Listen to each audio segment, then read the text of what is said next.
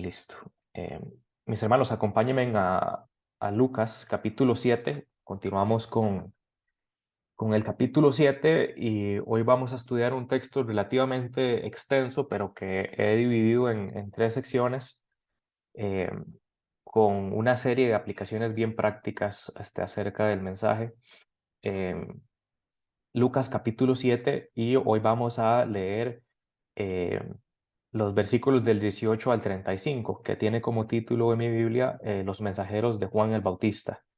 Un texto bastante interesante. Eh, Nada más como no nos reunimos hace bastante tiempo para estudiar Lucas, voy a hacer una muy breve recapitulación, que Lucas capítulo 7 lo que está relatando es una serie de encuentros de Jesús con personas y cómo las personas reaccionan ante esos encuentros y el mensaje que hay a través de esos encuentros. Entonces, si recuerdan, habíamos hablado cómo Jesús sana al siervo de un centurión. En la última prédica hablamos de cómo Jesús resucita al hijo de la vida de Naín.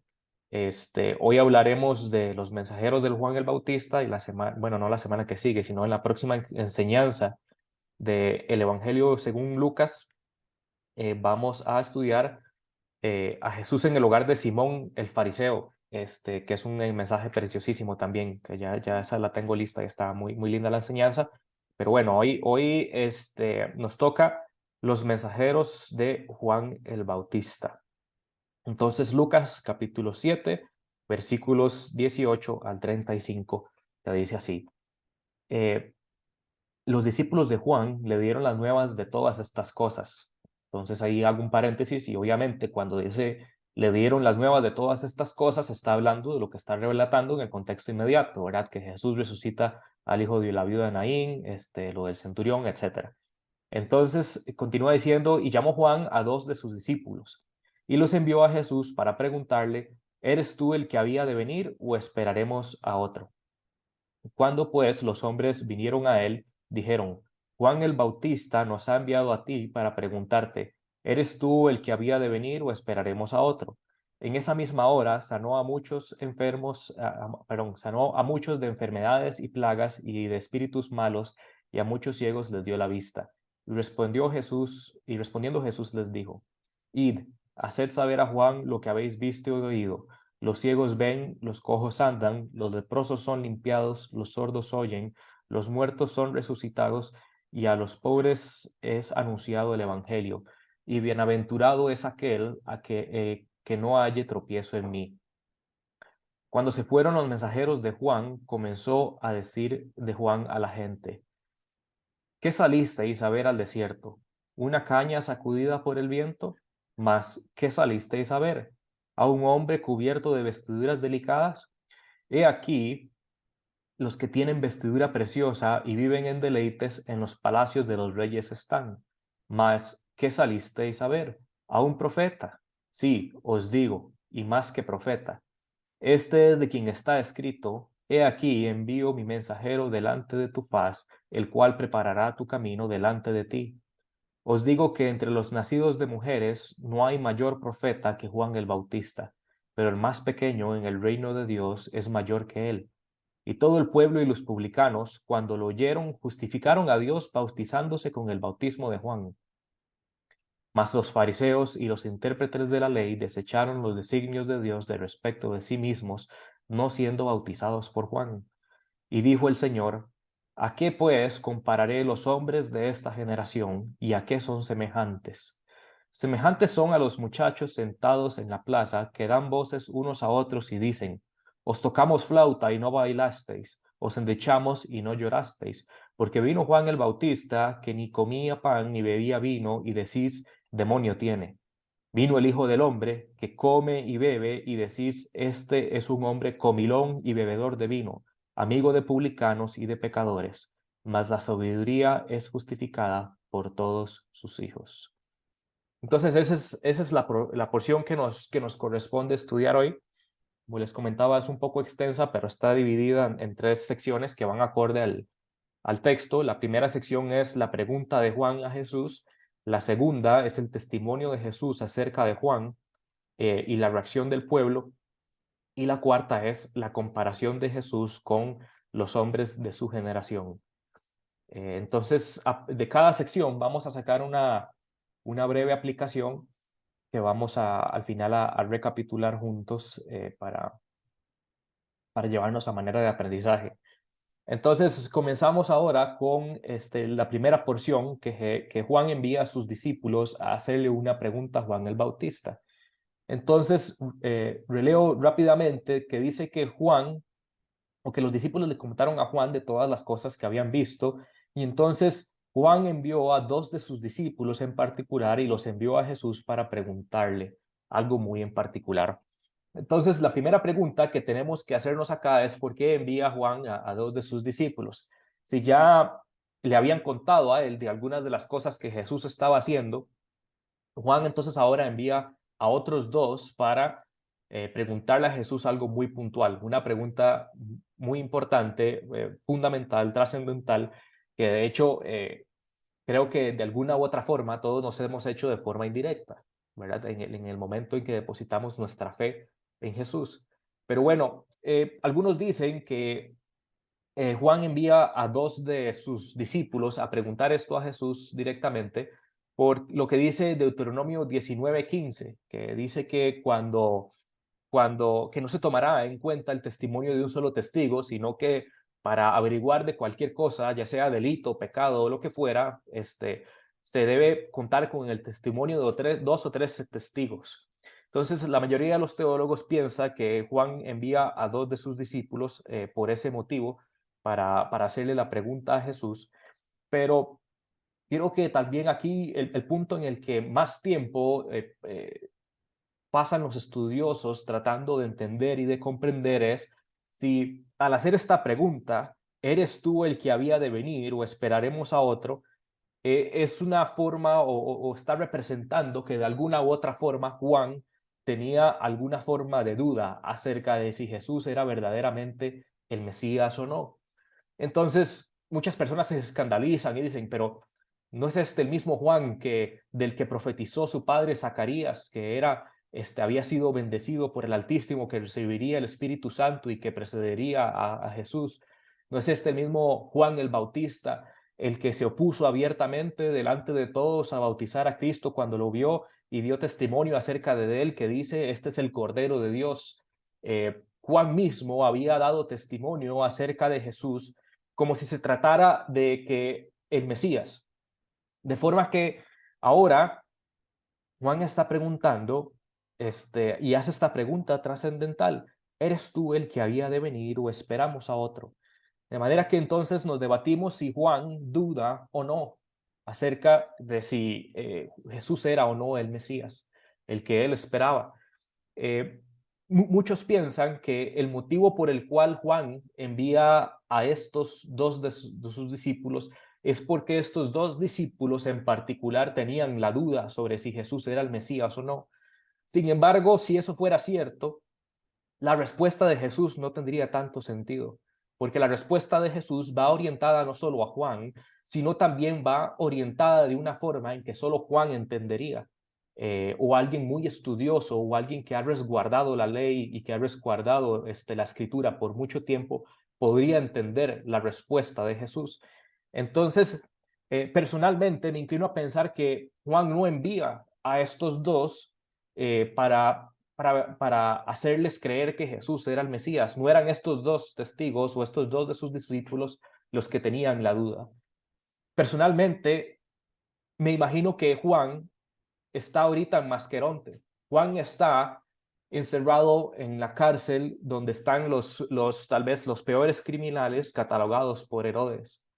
Juan está ahí, presenció el inicio del ministerio de Jesús, incluso él participó en su bautismo, pero si nos vamos al contexto en el que esto está escrito, ¿verdad? Porque a veces leemos el Nuevo Testamento y olvidamos que el Nuevo Testamento debería ser leído en el contexto del Antiguo Testamento.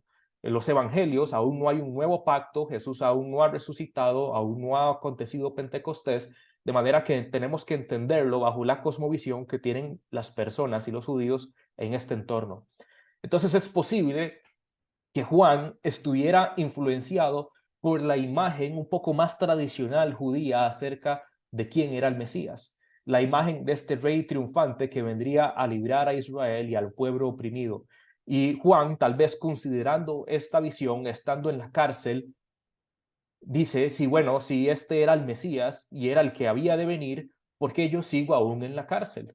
¿Por qué sigo acá y por qué no he sido liberado? Pero lo importante que tenemos que resaltar acerca de esto es que Juan no guarda sus dudas acerca de, o tal vez no diría sus dudas, Juan no guarda esa incertidumbre que siente en su corazón, no trata de resolverla de forma lógica o de forma intelectual, con sus propios razonamientos. Juan lo que hace es ir directo a la fuente.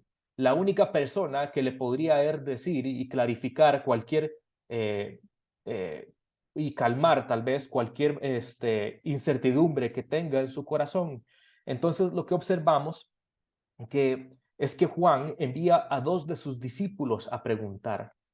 Y lamentablemente siento que muchos estudiosos se pierden aquí en pensar qué bárbaro Juan, que dudó, qué terrible, no tuvo la confianza en Jesús, de que era verdaderamente el Mesías, etcétera, etcétera. Pero lo cierto es que la Biblia, si usted se pone a verla, verdaderamente muchos de los ejemplos que tenemos, la incertidumbre acerca de la identidad de Jesús, no es necesariamente considerado como pecado o algo que Jesús castigaría de forma o haría un juicio específico acerca de eso. En cambio, la Biblia sí se enfoca en la importancia de la búsqueda de la verdad y la comprensión de la persona de Jesucristo y de su obra, pero buscando específicamente a Cristo. Entonces, veamos un ejemplo que creo que todos tenemos en mente y que es muy, muy común cuando vemos a alguien con un poco de duda o incertidumbre acerca de la identidad de Jesús. Este ejemplo en particular está en Juan capítulo 20, en el versículos del 24 al 29, que es cuando Tomás siente duda acerca de lo que dicen los demás discípulos. Dice el versículo 24 de Juan capítulo 20, pero Tomás, uno de los 12, llamado Dídimo, no estaba con ellos cuando Jesús vino. Le dijeron pues los otros discípulos, al Señor hemos visto. Y él les dijo, si no viere en sus manos la señal de los clavos y metiere mi dedo en el lugar de los clavos y metiere mi mano en su costado, no creeré. 8 días después estaban otra vez los discípulos dentro y con ellos Tomás. Llegó Jesús, estando en las puertas cerradas, y se puso en medio y les dijo, paz a vosotros. Luego dijo a Tomás, pon aquí tu dedo y mira mis manos. Y acerca tu mano y métela en mi costado, y no seas incrédulo, sino creyente. Entonces Tomás respondió y le dijo, Señor mío y Dios mío. Jesús le dijo, porque me has visto, Tomás, creíste. Bienaventurados los que no vieron y creyeron. De manera que ustedes pueden ver que a pesar de que hay una exhortación de parte de Jesús y dice que bienaventurados aquellos que no vieron y creyeron, lo cierto es que a través de esta manifestación de Jesús y sin Tomás tener que manifestar esa incredulidad que él tenía, sino que Jesús ya la conocía, lo invita a meter su dedo donde estaban los clavos y meter su mano en el costado. Y a partir de eso, Tomás llega y dice, Señor mío y Dios mío. Y lo importante de este acontecimiento también es que, según nos dice la tradición, es que de todos los discípulos de Jesús, Tomás fue el que llegó más lejos a predicar el evangelio de Jesucristo. La tradición nos dice que Tomás incluso llegó a la India a predicar el evangelio. Entonces, a partir de un evento que muchos podrían considerar como algo negativo o algo que se podría usar en contra de Tomás, es algo que Jesús más bien utiliza para trabajar en él y manifestar su vida en Tomás, de manera que lo impulsa a ser todavía un mejor discípulo. Entonces, a lo que quiero ir con todo esto es que la Biblia no necesariamente considera la incertidumbre como algo malo, pero sí enfatiza muchísimo la importancia de buscar la verdad y una comprensión correcta de quién es Jesús. Entonces, lo cierto es que vemos a Juan haciendo estas preguntas. Parece que hay incertidumbre y duda en Juan, y vean a lo que me refería cuando les decía que la forma en que Jesús responde nos muestra no solo que Jesús ya sabía que Juan podía tener incertidumbre, sino que la forma en que responde nos muestra que Jesús iba a responder de una forma que solo Juan iba a comprender. Dice el versículo 21, en esa misma hora sanó a muchos de enfermedades, plagas y espíritus malos, y a muchos ciegos les dio la vista. Yo me imagino que los discípulos de Juan, estando ahí presentes, estaban esperando que Dios, que Jesús diera una gran respuesta acerca de por qué Él era el que había de venir. Sin embargo, la forma en que Jesús responde es a través de las acciones, a través del testimonio de su poder. Y el versículo 22 dice que Jesús respondiendo, después de haber hecho todos esos milagros, dice, id y haced saber a Juan lo que habéis visto y oído. Los ciegos ven, los cojos andan, los leprosos son limpiados, los sordos oyen, los muertos son resucitados y a los pobres es anunciado el evangelio. Bienaventurado es aquel que no haya tropiezo en mí. Entonces, lo que Jesús dice ahí y lo que él hace a través de sus acciones son una serie de versículos que se encuentran en los profetas, más específicamente en Isaías.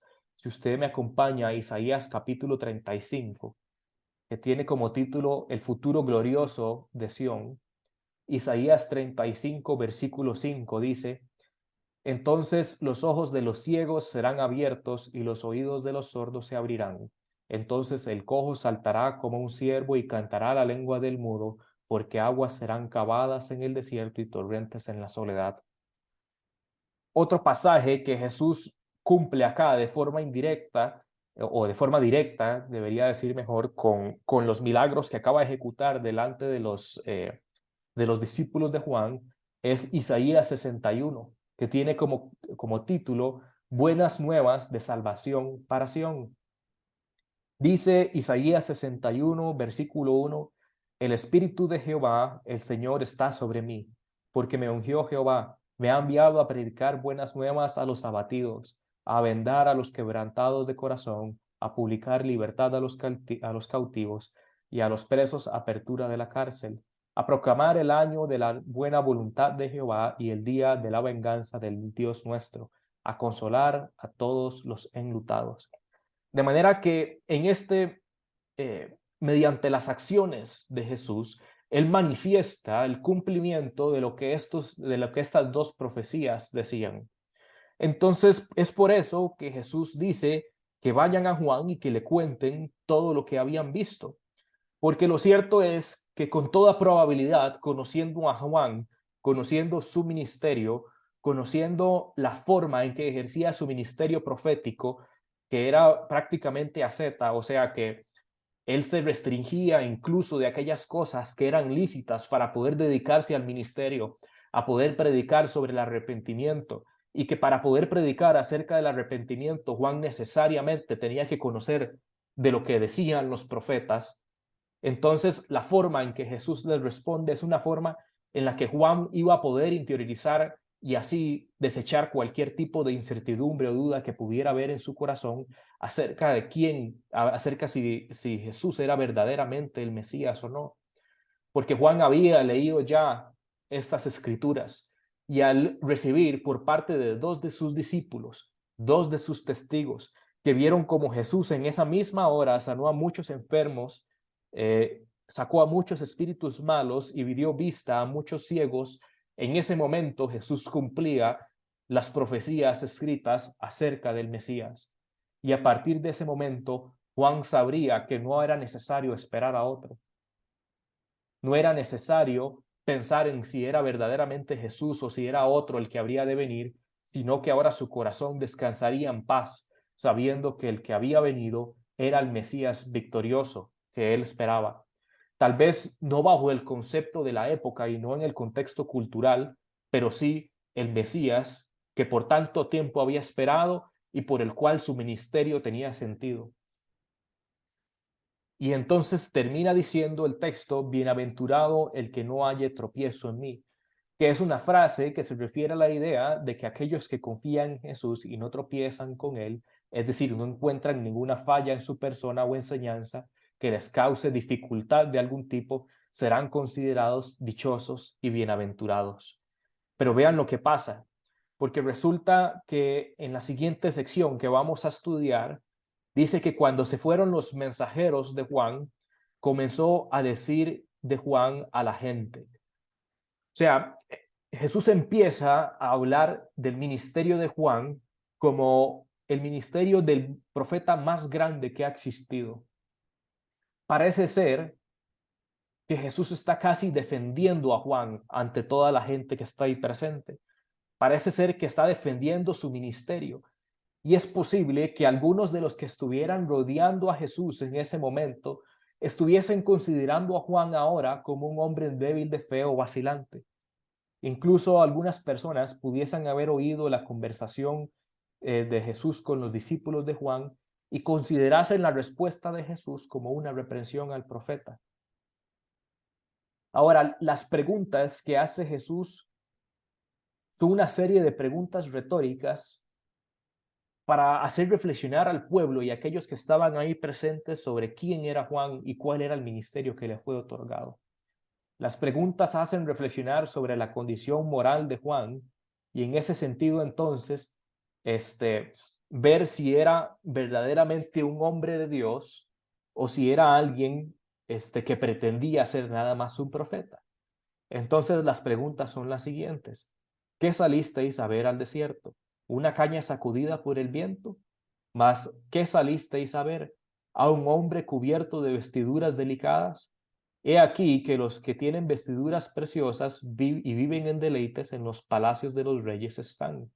Mas, ¿qué salisteis a ver? ¿A un profeta? Sí, os digo, y más que a un profeta. Entonces, lo que está queriendo decir Jesús acá es que Juan no era un hombre como el que la mayoría esperaba o pensaba. Juan no era un hombre como aquellos que rodeaban a Herodes, por ejemplo, o aquellos que rodeaban a los reyes, que se vestían de forma voluptuosa y que se daban a sus deleites, sino todo lo contrario. Juan no era de aquellos que vestían con ropas delicadas, porque aquellos de ese tipo jamás estarían predicando en el desierto el arrepentimiento y llamando a la gente a dejar su vida pecaminosa para disponerse a seguir a Dios. Es interesante, pero según leemos, la gente había aceptado con gusto el mensaje de Juan al inicio, pero ya se habían empezado a olvidar de él, por lo que Jesús les recuerda la condición personal y moral del profeta. Les dice que Juan no es solo un profeta, sino uno de los más grandes de la historia, ya que Juan cumple con una característica que no cumplen todos los profetas. Juan es uno que vino a anunciar la profecía acerca de la venida del Mesías, pero a diferencia de la mayoría y de todos los demás, Juan no dijo solo él vendrá, sino que también pudo decir aquí está. Y tuvo la bendición también de haber bautizado a Jesús y haber dado inicio a su ministerio. Juan fue el único que pudo decir, he aquí el Cordero de Dios. Y entonces Jesús recita el pasaje de Malaquías, capítulo 3, versículo 1, que dice que fue escrito acerca de Juan, que dice, he aquí envío mi mensajero delante de tu faz, el cual preparará tu camino delante de ti. Lo cual valida el ministerio de Juan como predecesor a Jesús. Entonces, para recapitular, Juan fue el más grande de los profetas porque fue el precursor y a la vez fue aquel que anunció que Jesús ya había llegado, llegando incluso a bautizarlo. Mis hermanos, espera un momento.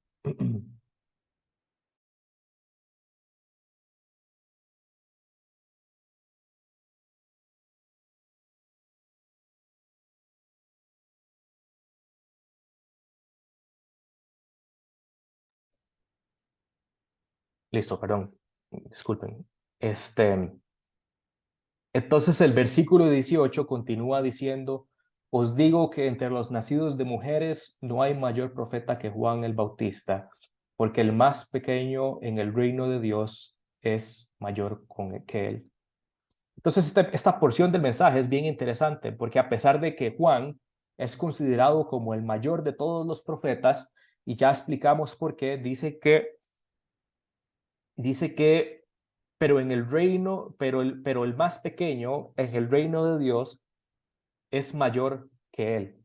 ¿Qué quiere decir esto? Lo que quiere decir esto es que a pesar de que Juan es considerado el profeta más grande de todos los tiempos, no debe olvidarse de la posición histórica y temporal en la que él estaba. Juan vino como precursor del Mesías y anunciador del reino de los cielos que se acercaba en persona. Juan anunció que el Mesías ya había llegado. Sin embargo, la situación histórica en la que él estaba lo pone en una realidad espiritual muy distinta a la que usted y yo estamos. Juan no pudo ver la obra de la cruz. Juan no pudo ver cómo Jesús resucitó al tercer día. Juan no estuvo presente tampoco en Pentecostés. Juan no pudo formar parte del cuerpo de Cristo que fue llamado a la iglesia. Y lo cierto es que Juan entendía esto a cabalidad. Si usted me acompaña a Juan capítulo 3, versículo 29, este es Juan el Bautista hablando. Juan capítulo 3, versículo 29 dice: el que tiene la esposa es el esposo, mas el amigo del esposo que está a su lado y le oye, se goza grandemente de la voz del esposo. Así pues, mi gozo está cumplido. De manera que entonces Juan entendía su rol. Juan, a pesar de ser el más grande de todos los profetas, sabía que él nunca estuvo en virtud de esposa, como si lo está la iglesia. Juan estuvo como amigo del esposo, que se goza grandemente de la voz del esposo, pudo presenciar el inicio del ministerio de Jesús, y por eso es que Juan pudo decir: mi gozo está cumplido. Entonces, lo que intenta el Señor aquí enseñarnos es la superioridad del nuevo pacto que Jesús mismo iba a inaugurar. Y esto va relacionado a lo que va a empezar a decirnos después, porque lo que nos va a enseñar ahorita es un contraste de reacciones. Porque después de haber defendido el ministerio de Juan, haber defendido su mensaje, haber defendido su posición como el precursor del Mesías, entonces nos dice que hay una reacción en el pueblo y hay un contraste, de esos contrastes que encontramos constantemente en los evangelios. El contraste entre el pueblo y los publicanos y los fariseos y los intérpretes de la ley. El contraste entre los que saben que no tienen nada y los que piensan que lo tienen todo, pero en realidad no tienen nada. Nos dice el texto que entonces todo el pueblo y los publicanos, cuando lo oyeron, justificaron a Dios, o sea, llamaron a Dios justo, y bautizándose con el bautismo de Juan. Mas los fariseos y los intérpretes de la ley desecharon los designios de Dios respecto de sí mismos, no siendo bautizados por Juan. Obviamente, lo que quiere decir aquí el texto no es que Juan los está bautizando, ¿verdad? Juan está encarcelado en este momento y no podría bautizarlos. Lo que está hablando es de recibir ese mensaje de arrepentimiento, de dar un giro a la vida que tenían religiosa para pasar a una vida de arrepentimiento genuino. Entonces, las personas que sabían que no tenían nada acudían a Jesús para recibirlo todo. O sea, los publicanos y las personas del pueblo, los que eran considerados los más grandes pecadores por los fariseos y los escribas, aceptaban el mensaje del Juan el Bautista y se arrepentían de sus grandes pecados. Todos en ese momento dice que llamaban a Dios justo, justificaron a Dios. Por otro lado, los fariseos, los líderes religiosos, aquellos que se creían los perfectos delante de la ley, aquellos que se creían los que tenían todo delante de Dios, decidieron hacer nulo el consejo de Dios para ellos mismos. El llamado de arrepentimiento no tenía valor para quienes se consideraban perfectos, a causa del cumplimiento de las demandas ceremoniales de la ley. Entonces vemos ese contraste que hemos visto ya varias veces en lo que llevamos del Evangelio según Lucas.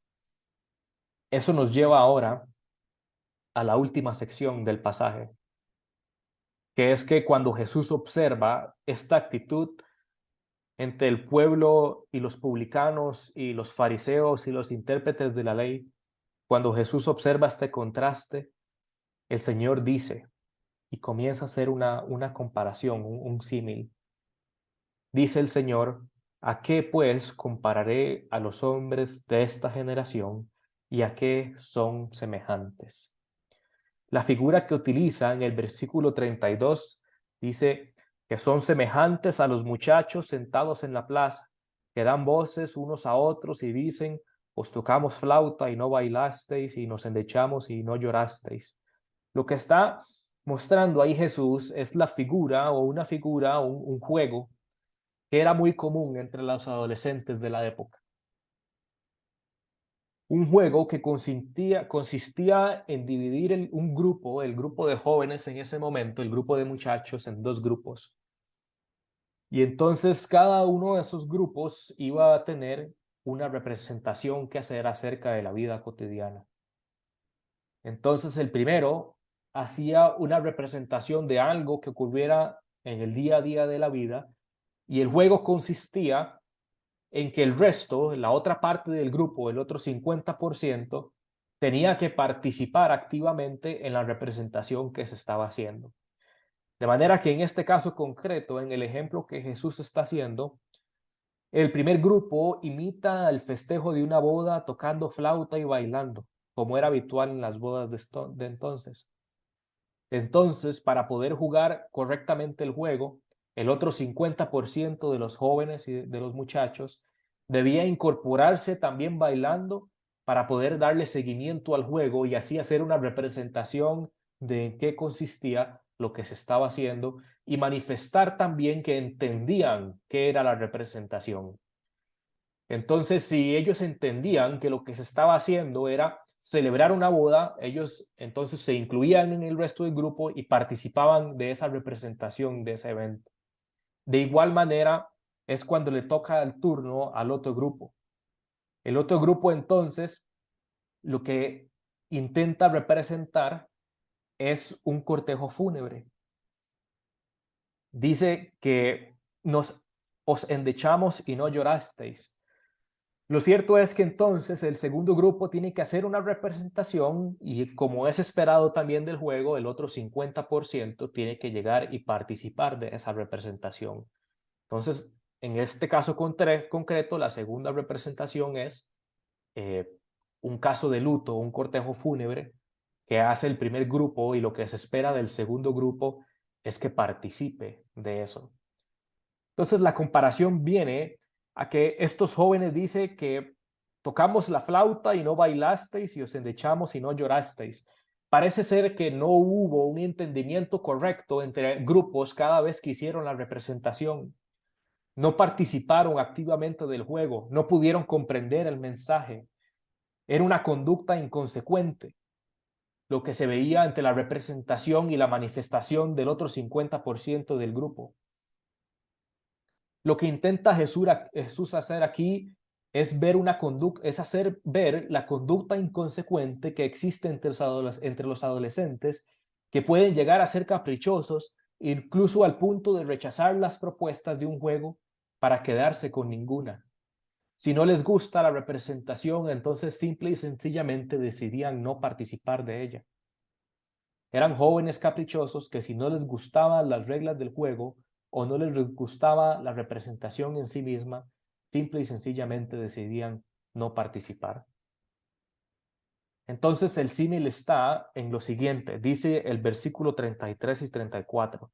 Porque vino Juan el Bautista, que ni comía pan ni bebía vino, y decís: demonio tiene. Vino el Hijo del Hombre, que come y bebe, y decís: este es un hombre comilón y bebedor de vino, amigo de publicanos y pecadores.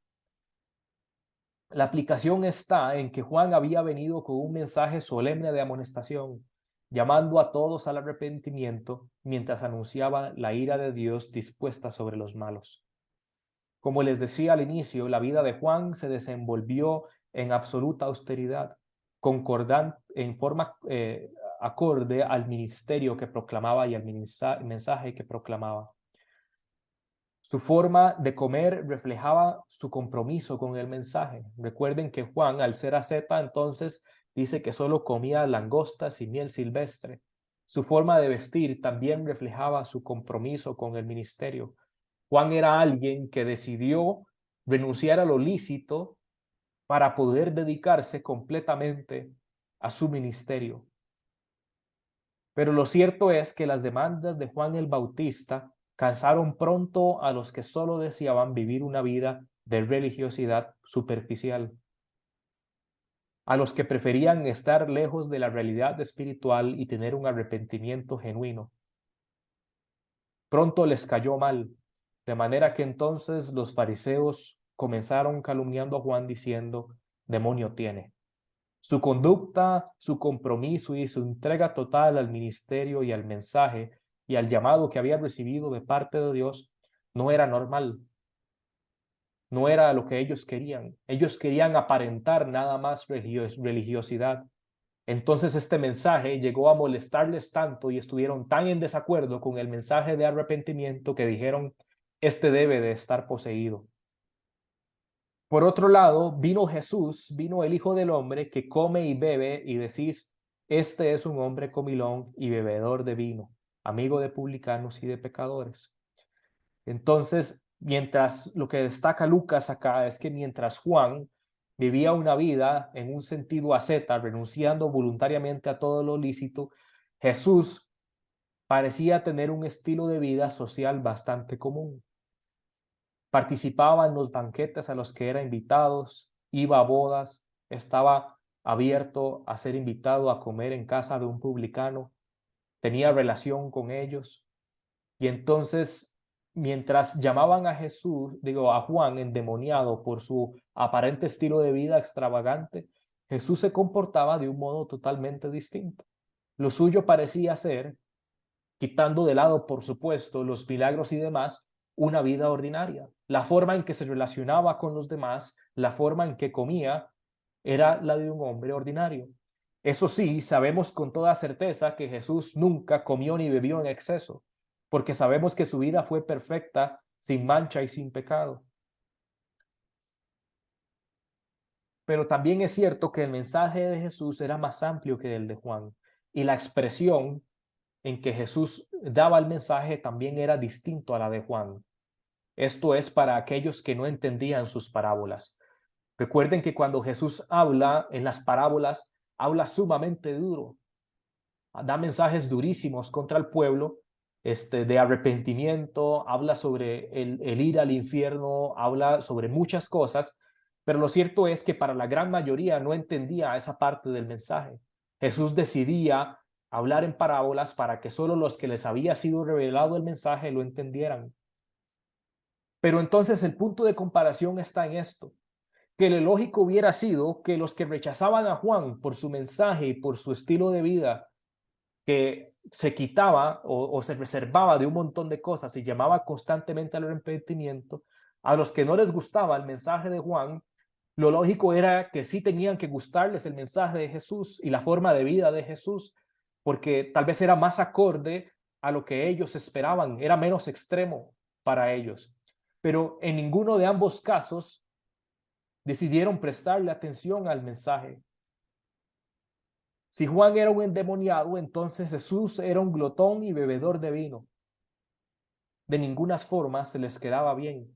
De manera que ahí está la comparación. La comparación es que Jesús está diciendo que la gente de su tiempo son como un montón de adolescentes que no podían tomar una decisión clara. Son como un montón de adolescentes caprichosos que si las reglas del juego no son como a ellos les gusta, no están dispuestas a seguirlos. No están dispuestos a identificarse con el mensaje. No importa qué tan extremo quieras ver las cosas a los ojos de ellos, fuera un estilo que se reservaba completamente incluso de las cosas lícitas, o fuera un estilo un poco más abierto que estaba dispuesto inclusive a pasar tiempo con los publicanos, No había forma en que se les quedara bien con el mensaje. No había forma en que lo recibieran. Lo que revela esta parte del mensaje es entonces que no tiene que ver nada con la forma de vida de ellos, sino que esta generación era una generación que se caracterizaba por siempre oponerse al origen del mensaje, que era a Dios. Estaban dispuestos a ponerse a Dios indiferentemente de las formas, con tal de poder seguir su estilo de vida religioso y apartado de lo que Dios esperaba de ellos. Y entonces es necesario que hagamos una serie de aplicaciones de lo que hemos visto del mensaje. Por un lado, vemos un Juan que parecía dudar, parecía tener incertidumbre acerca de quién era el Mesías y si era verdaderamente Jesús el que había de venir. Y vemos como Jesús, conociendo su corazón perfectamente, no solo le responde, sino le responde de una forma en que él sabía que Juan entendería y que Juan podría interiorizar para quitar cualquier tela de incertidumbre que pudiera haber en su corazón. Lo que nos revela esto y lo que nos revela acerca de la actitud de Juan es que en cierta forma, desde mi óptica, nos da ánimo a saber que inclusive el profeta más grande de todos los tiempos, que inclusive discípulos como Pedro, que inclusive discípulos como Tomás llegaron a tener incertidumbre, llegaron a tener duda, pero la característica principal que tuvieron todos ellos es que la respuesta nunca fue algo que ellos buscaran racionalizar o interiorizar ellos mismos, sino que la buscaban directamente de la fuente. Buscaban a Jesús como fuente de su certidumbre para que diera certeza y estabilidad a sus corazones. Y Jesús, conociéndolos a cabalidad, conociendo la respuesta necesaria, la forma en que ellos necesitan entenderlo, Jesús responde. Esa es la primera aplicación que vemos en este texto. La segunda es que curiosamente los que estaban ahí presentes estaban ya dispuestos a tirar la piedra para juzgar a Juan por su por su incertidumbre, perdón, por ese atisbo de duda que tenía. Sin embargo, Jesús, a pesar de que conoce el corazón de Juan, está dispuesto a defenderle a toda costa y defender su ministerio, defender su estilo de vida y defender la forma en que lo hizo, porque sabía que él mismo le había llamado para ese ministerio y que Juan había cumplido a cabalidad lo que le había sido enviado. Entonces Jesús está dispuesto a defender a su hijo, a su profeta, de esos intentos de ataque.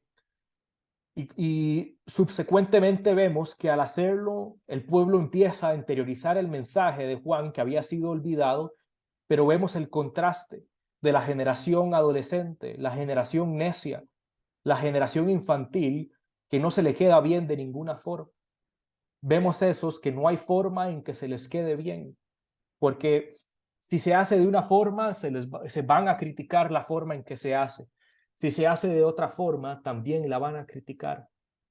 Lo que pasa es que están incontentos con el mensaje del Evangelio, no están dispuestos a ser confrontados con un mensaje de arrepentimiento, no están dispuestos a ser confrontados con un mensaje de que el reino de los cielos se ha acercado ya y que es tiempo, que el tiempo es ya.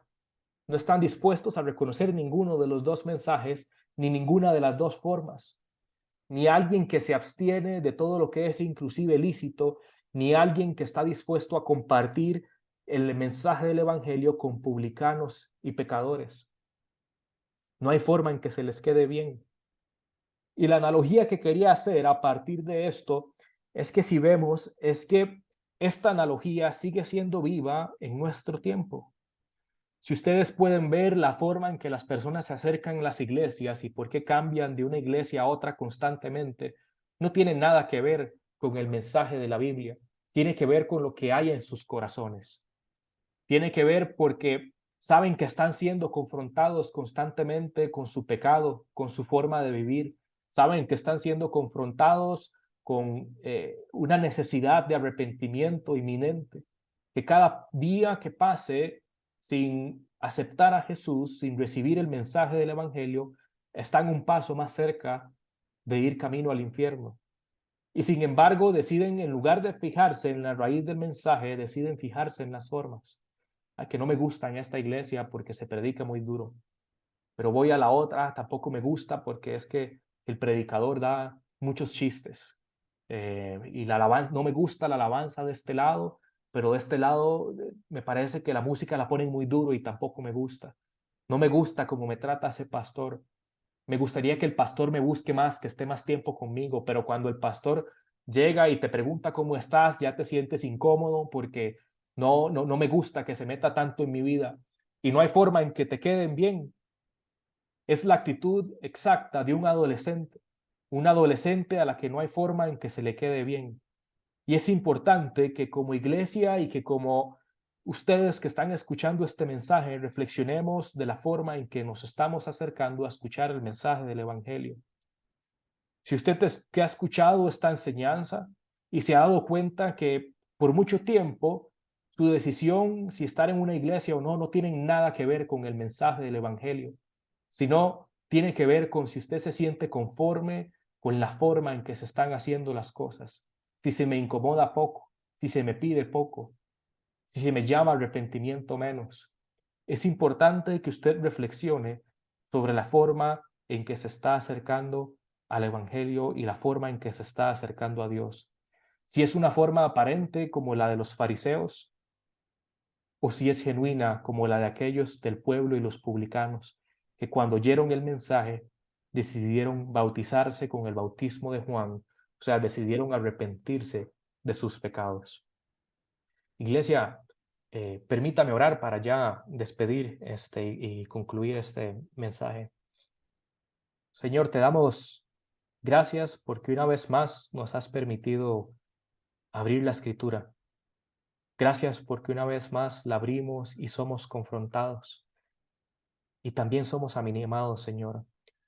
Nos da ánimo saber, mi Señor, que inclusive eh, los más grandes profetas, los más grandes discípulos, todos en ciertos momentos, bajo cierta dificultad, bajo cierta circunstancia, tuvieron atisbos de incertidumbre.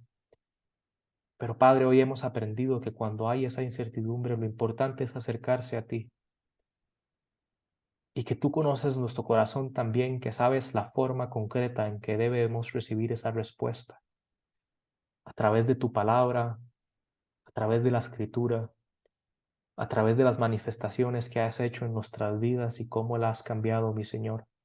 Lo cierto es que tú tienes la respuesta perfecta para traer paz a nuestro corazón, ya sea que estemos hoy en nuestras casas tranquilos o estemos como Juan, estaban en la cárcel de Herodes con incertidumbre. Pero tú, mi Señor, conoces nuestros corazones a tal punto que sabes cuál es la respuesta correcta. Pedimos a tu Espíritu Santo para que siempre nos guíe, para antes de buscar respuestas en un libro, antes de buscar respuestas en internet, antes de buscar respuestas en tantos lugares externos, buscamos la fuente, mi Señor, que busquemos tu palabra, que busquemos la intimidad contigo, mi Señor. También, mi Señor, nos has exhortado a entender esta actitud adolescente que a veces nos infecta, que a veces nos incomoda, que no hay forma, mi Señor, en que se nos quede bien, no hay forma en que se quede uno contento. Tenemos que reflexionar, Señor, en si estamos actuando como los fariseos o si estamos actuando como los publicanos y el resto del pueblo que se sabía que no tenía nada y que estaba desesperado y que lo único que necesitaba era el Dios justo. Pero a veces nos desviamos y nos fijamos demasiado en las formas, Señor, en lo que nos gusta y lo que no nos gusta, en lo que me incomoda y lo que no me incomoda, en lo que quiero o lo que no quiero, cuando no se trata absolutamente de nada de eso.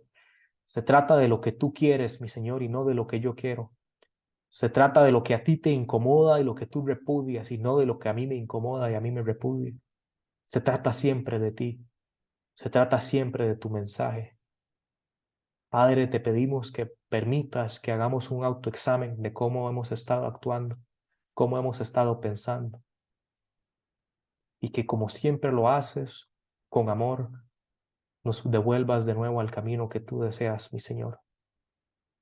Padre, también yo quisiera despedir a tu iglesia con la bendición sacerdotal, que dice así: Jehová te bendiga y te guarde. Jehová haga resplandecer su rostro sobre ti y tenga de ti misericordia. Jehová alce sobre ti su rostro y ponga en ti paz.